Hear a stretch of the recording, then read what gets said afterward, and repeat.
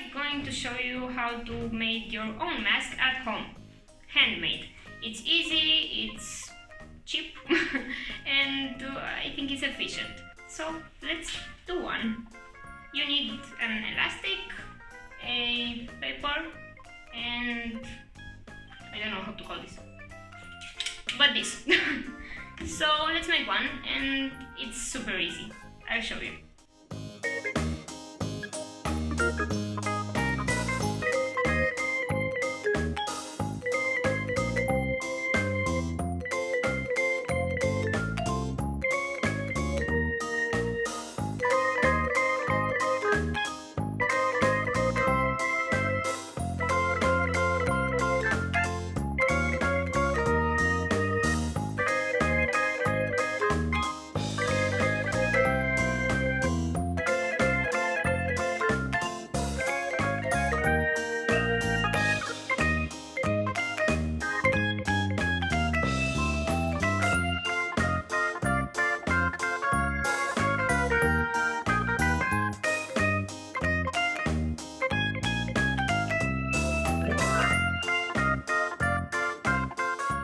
Under your ears, and this is the mask. It's really simple to do it.